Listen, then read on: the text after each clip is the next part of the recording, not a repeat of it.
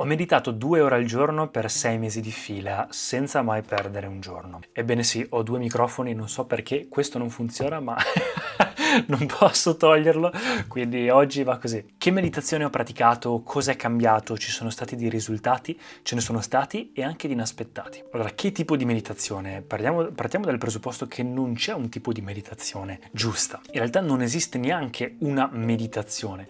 Esistono esercizi, vari tipi di esercizi che ti possono fare entrare in uno stato meditativo. Ma esistono tanti tipi: Kriya, Karma, Shunya, Samadhi, Kundalini, chi più ne ha più ne mette. L'importante è che prendi un percorso, lo fai fatto bene e scegli quel percorso. È come qualcuno che sceglie, non so, uno sport.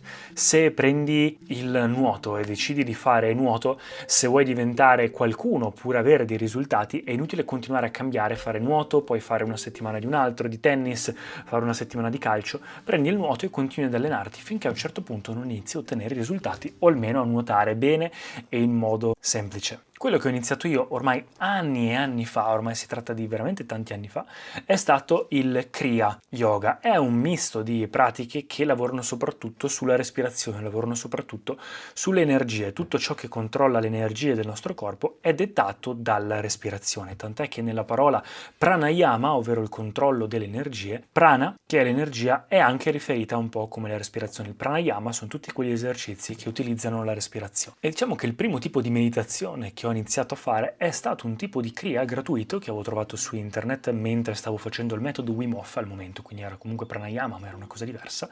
Si chiamava Isha Kriya, di questa fondazione che si chiama Isha, che è la fondazione indiana di Sadhguru. Fanno yoga classico, quindi yoga non quello che ci si immagina, ci si contorce, ma yoga in senso più spirituale. Yoga significa unione dal sanscrito, quindi andavano a prendere tutte quelle tradizioni che arrivano dal passato, della vera spiritualità tradizionale che deriva dal sud dell'India, e le hanno inserite in dei programmi, tra cui Isha Kriya, questa meditazione molto base che si trova gratuitamente online. Adesso hanno fatto anche una versione, mi sembra, più veloce, più semplice, che si chiama Miracle of Mind.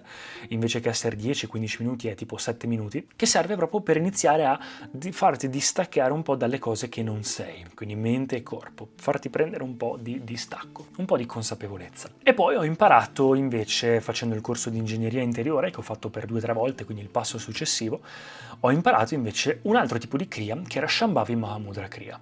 Quello l'ho fatto per 4-5 anni e tuttora è 2 anni e mezzo che lo sto facendo, anche quello tutti i giorni di fila, mentre prima alternavo un giorno sì, uno no, per qualche motivo, e anche quello ha avuto dei benefici pazzeschi, ma ne parlo in un altro video. Però quello che è cambiato è che dopo Shambhavi, quindi questa mezz'oretta comunque che dedichi 40 minuti al giorno di yoga, quest'anno ho deciso di fare un passo successivo e fare i corsi avanzati di questo Kriya Yoga, quindi andare nella fondazione Isha e fare 2 corsi avanzati, Bhava Spandana e Shunya Intensive. Durante Bhava Spandana vi ho già raccontato, è stata un'esperienza più che altro da fare lì, quindi un'attività esperienziale di 3-4 giorni che non ti insegna qualcosa di nuovo, ma ti cambia la vita totalmente.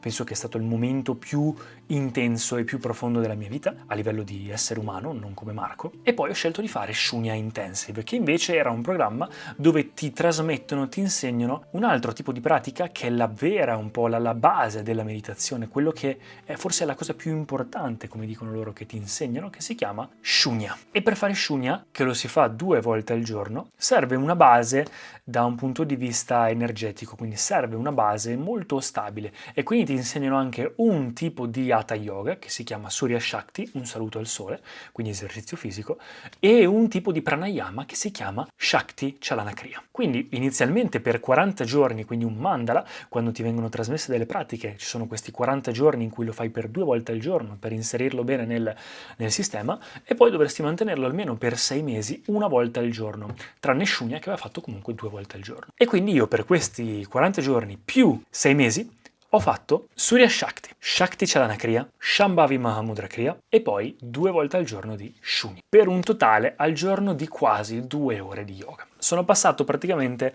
da 30 minuti a 2 ore. Non è 2 ore tutte di fila, è circa un'oretta e un quarto, un'oretta e mezzo la mattina appena ti alzi a stomaco vuoto, e poi shunya durante il giorno, quindi prima di mangiare a pranzo, prima di mangiare a cena tendenzialmente.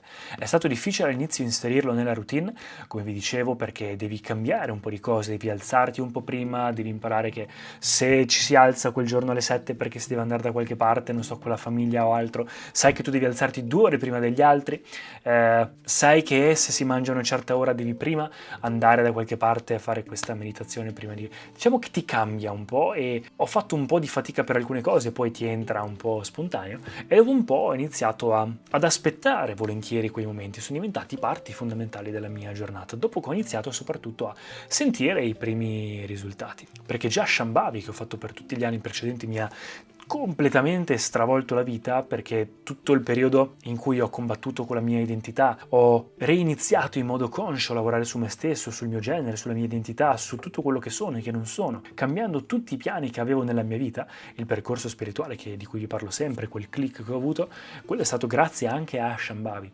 Ma questi percorsi, diciamo, un po' più profondi, un po' più intensi, hanno veramente causato un qualcosa in più, mi hanno fatto fare un passo diverso, quindi non è sicuramente da tutti, anche perché occupa tempo, e tuttora anch'io sono a volte scettico anche sul da farsi, sul dover dipendere da questo yoga per alcune cose, ma quando vedo i risultati, quando mi sento bene dopo averlo fatto, alla fine sto bene, e sicuramente non so se sarà una cosa che terrò per tutta la vita, magari ancora per qualche anno, finché non proverò a fare Samyama, che è l'ultima parte del percorso, ma voglio arrivare a un punto in cui posso tranquillamente anche fare delle pratiche base e poi essere a posto durante il giorno. Il bello di Shunya è che si dice che comunque quei pochi secondi in cui entri in questo stato meditativo molto profondo sono un po' come un passo definitivo, quindi un passo da cui non si torna indietro, verso l'interno. Tutte queste pratiche servono un po' a creare uno stato meditativo, più consapevolezza. È come se yoga significa che proprio vai a dissolvere pian piano, vai a eliminare,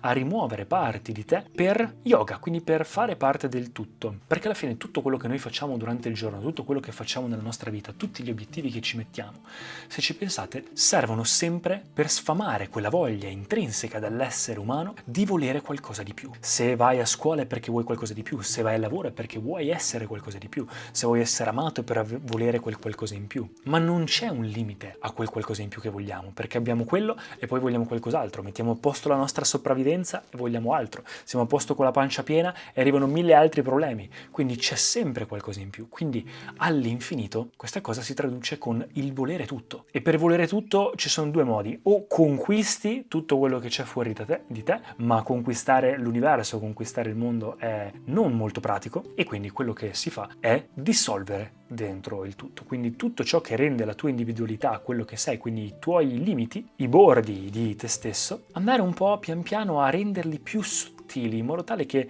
ti è più facile vedere la realtà così com'è, il fatto che non siamo staccati, ma che è tutta una cosa nella nostra testa. E quindi diciamo che tutto questo yoga serve un po' veramente a rimuovere, e non è per niente facile, non è veramente per niente facile.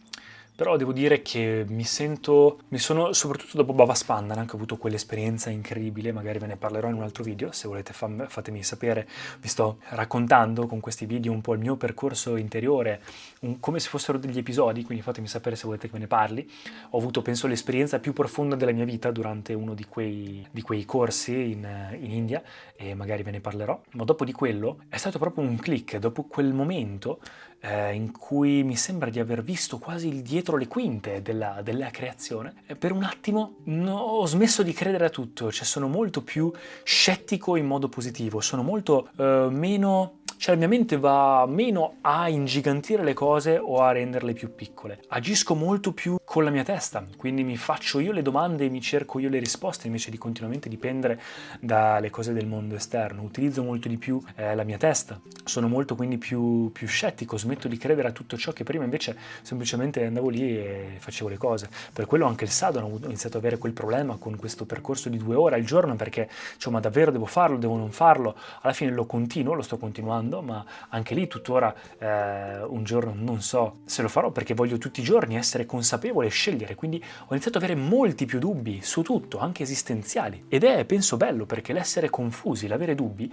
significa che sei sveglio, significa che sei attivo, che non sei passivo e stai andando per inerzia, ma che ogni giorno scegli consapevolmente che cosa fare. Se invece fossi legato non saresti libero e faresti le cose così compulsivamente, come un animale. E il bello di essere umano, di essere un essere umano, è che puoi ogni giorno scegliere. Quindi sono molto più onesto con me stesso e con gli altri. Sono diventato molto più consapevole anche dei miei pattern, dei miei pensieri, delle mie compulsioni.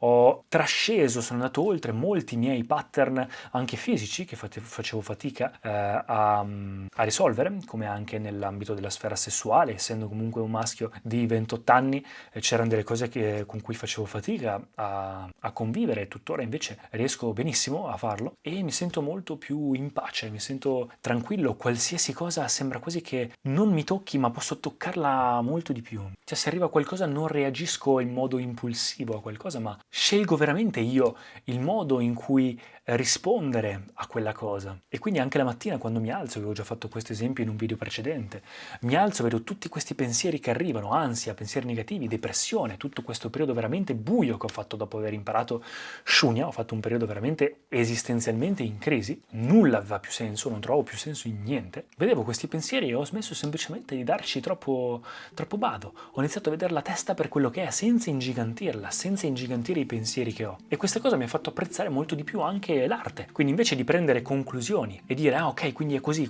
la vita è così, quindi è così, no, mi sto godendo molto di più il momento presente, sono molto più in pace, prendo le cose come arrivano, ma ho anche più motivazione di fare cose. Cioè non dipendo più dall'esterno, ma la motivazione non serve, lo faccio proprio per piacere, per divertimento. E in tutta questa confusione esistenziale del non capirci più niente, il nulla ha senso, l'arte ha iniziato per me, cosa che non avevo mai visto, ha iniziato ad avere un bellissimo significato, un bellissimo senso. Ho iniziato a studiare storia dell'arte, a capire i vestiti che fa Claudia di moda e capire molte più cose, proprio perché vedo nell'arte questa comunicazione, questo messaggio, questo grido esistenziale della coscienza dell'essere umano che vuole inviarti un messaggio oltre la tua maschera sociale, oltre la tua persona, per contemplare il mistero della vita, le bellezze della vita, non sapendo dove siamo, chi siamo, da dove arriviamo. Siamo queste scimmie sopra questo pianeta in mezzo al nulla, e l'arte è un po' quella cosa che non deve avere un senso, ma che ci collega a tutti. È un po' una contemplazione di godersi qui ora e osservare e comunicare e trasmettere con gli altri i doni della vita senza farsi troppe domande, senza dover spiegare dei concetti. È una cosa che arriva e basta. È l'espressione di ciò che rende l'essere umano più